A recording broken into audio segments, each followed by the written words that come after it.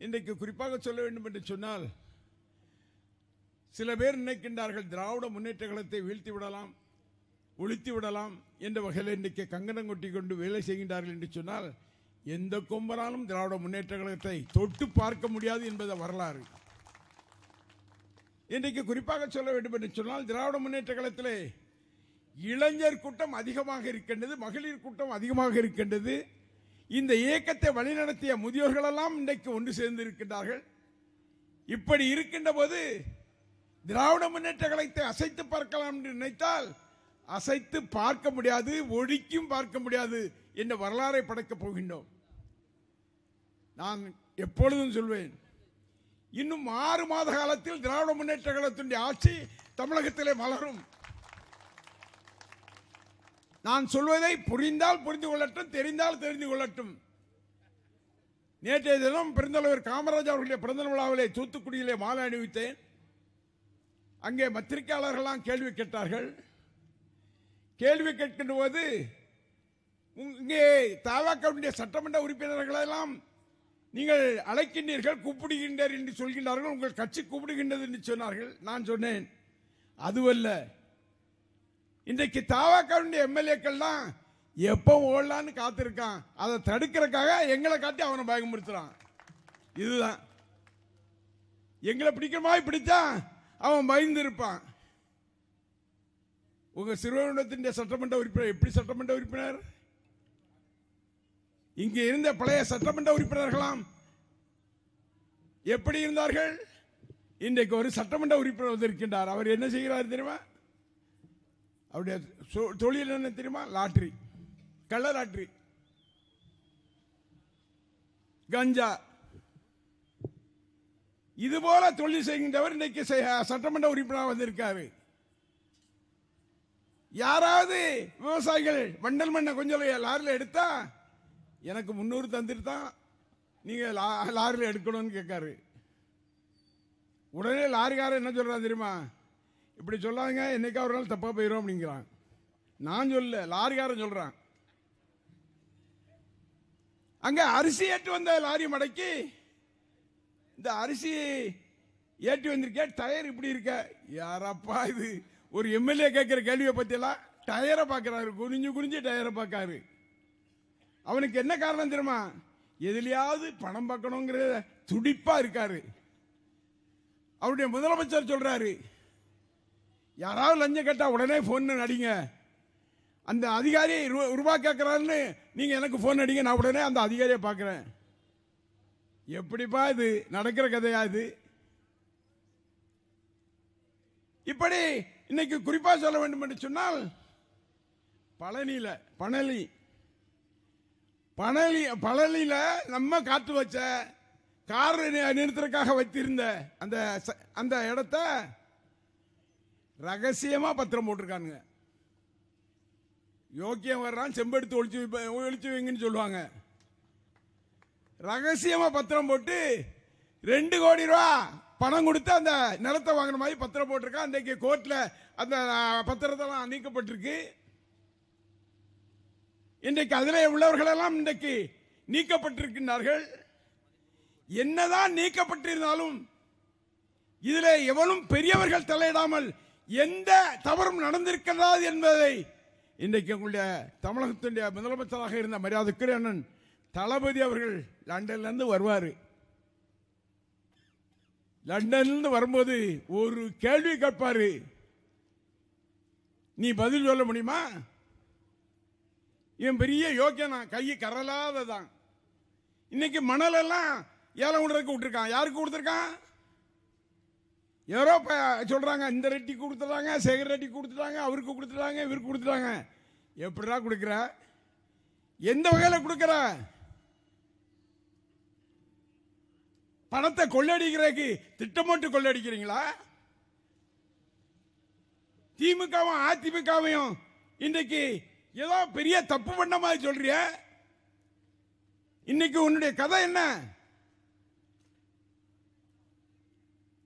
இந்த மின்துறை மந்திரியா இருக்கல்ல, அவனுடைய மனைவி தாம்பரத்தில் வேலை பார்த்துச்சான், டீச்சரா. கலந்தாய்வு இருந்தால் ஆசிரியரை மாற்றுவாங்க.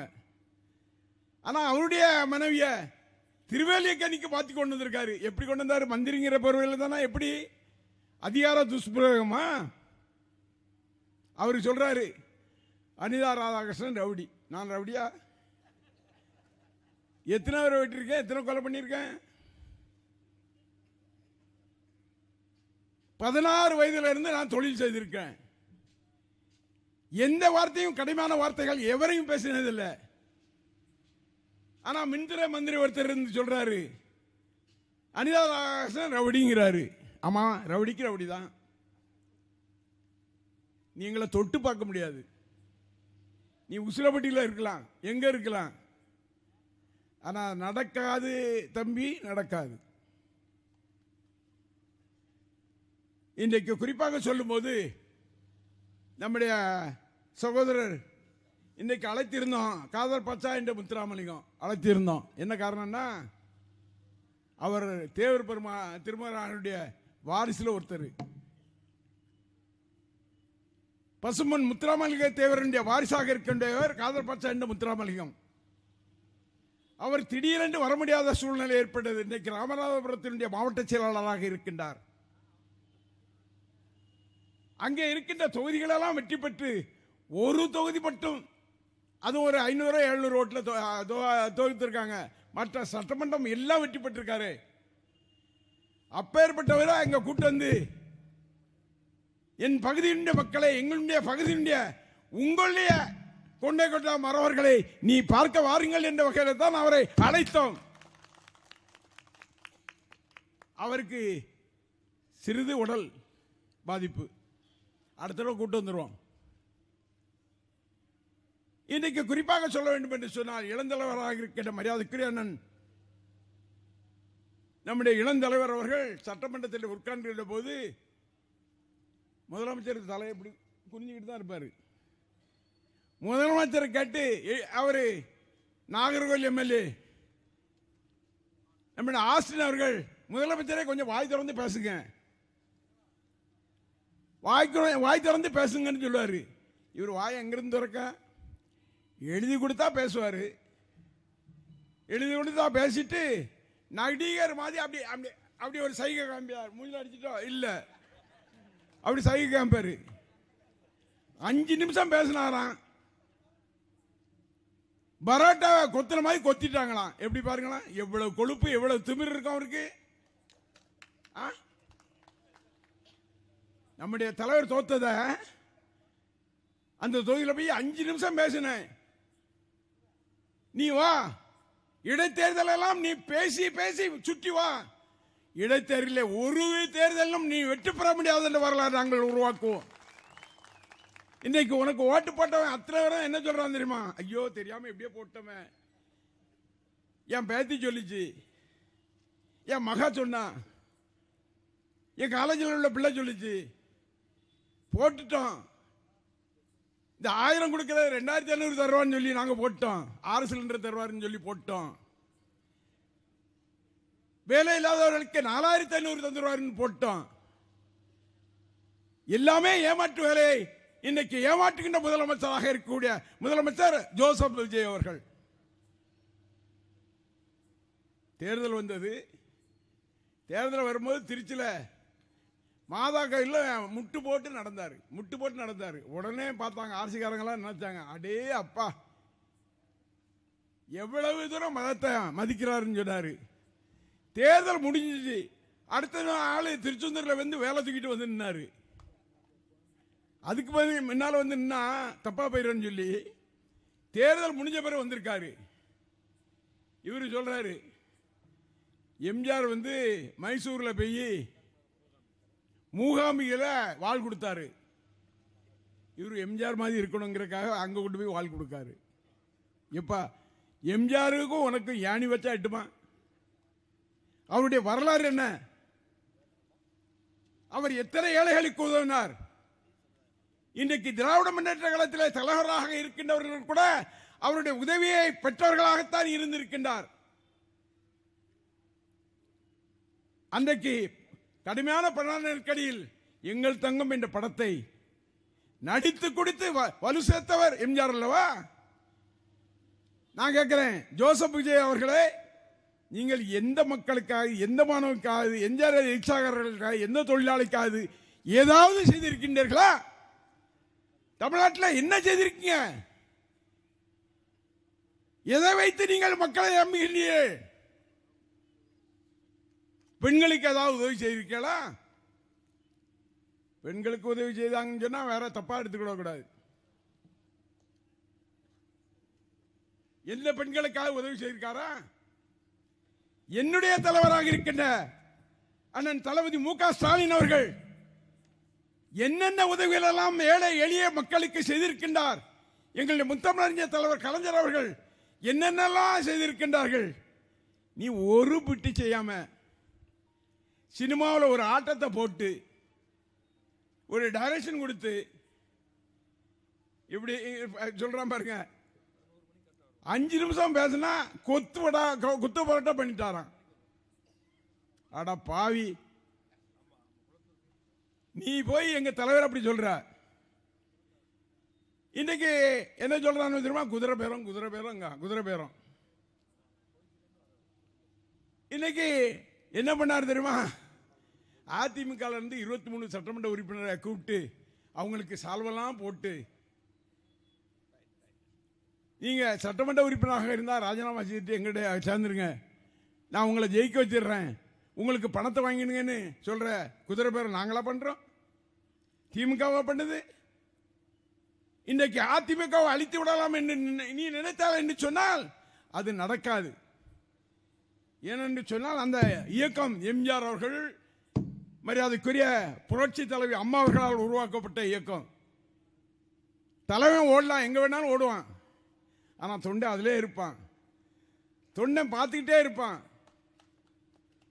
எவனை ஒழித்தா சரியா இருக்குங்கிற அவனுக்கு தெரியும். அவன் எங்களோடு உடனடியாக கைகோர்ப்பான். அந்த தொண்டன் எங்களோடு கைகோர்ப்பான். ஏனென்று சொன்னால் ஜோசப் விஜய் அவர்களே, அதிமுக அழிக்க பார்க்கிறீர்களா? அதிமுக ஒழிக்க பார்க்கிறீங்களா? ஒழிக்க முடியாது. திராவிட இயக்கத்தை எந்த கொம்பனாலும் அசைக்க முடியாது.